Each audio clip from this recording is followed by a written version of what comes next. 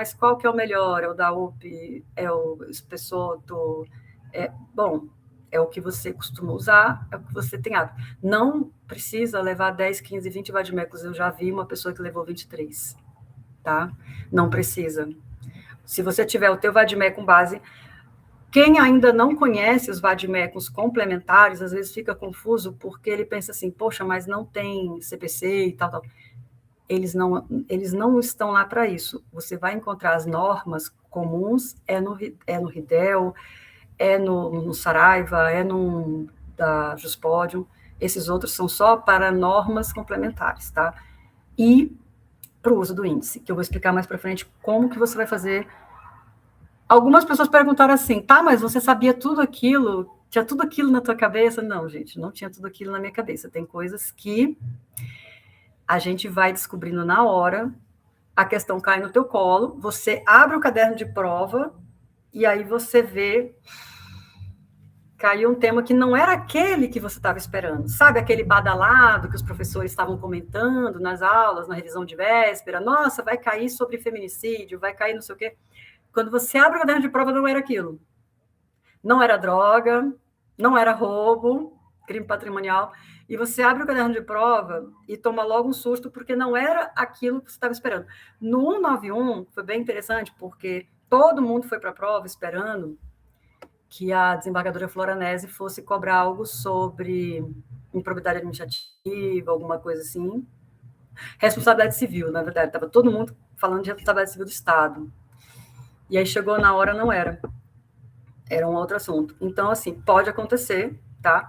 Porque muitas vezes a gente faz algumas previsões e, assim, eu nem costumo chamar de previsão, porque essa coisa é de cartomante, né? E eu não trabalho com numerologia nem astrologia, eu trabalho com estatística e eu gosto muito de número, eu gosto de dados. Eu gosto de fazer levantamentos e ver o que tem mais probabilidade de cair, né? Então, assim, realmente todo mundo caiu do cavalo, bem verdade mesmo. Tem hora que dá vontade de chorar, né? Você fala assim, verdade. O que acontece? Você abriu a prova e não é um tema que você tem familiaridade. Mas você não pode abandonar a tua prova. Você tem que ir até o final. E você tem, naquele caso, tinha 120 linhas. Antes eram 180 linhas, salvo engano. Né? Me confirmem para mim se era 160, 180, salvo engano, 180, que teve no último concurso, que a questão foi sobre obrigações, inadimplemento obrigacional. Então, olha só. Quando eu abro a prova e eu me dou conta do assunto, é até bom quando dá esse reset, porque às vezes você vai muito empolgado para um determinado tema e começa escrevendo e não se organiza primeiro. Primeiro de tudo, vamos falar do índice sistemático. Corre para o índice sistemático e veja quais são as legislações que tratam daquele tema. Tá? Então, assim, ali foi medida de segurança, mas vamos supor que ele cobrasse execução penal. Ah, vou na LEP. Tá, é só na LEP? Tem coisas no Código Penal? Tem coisas no Código de Processo Penal? Tem alguma outra lei específica, alguma lei pontual que trouxe alguma alteração para a LEP, algo novo? Você vai para o índice para se situar de onde aquele tema ele é explorado. Aí entra também o vademecum de normativos, tá?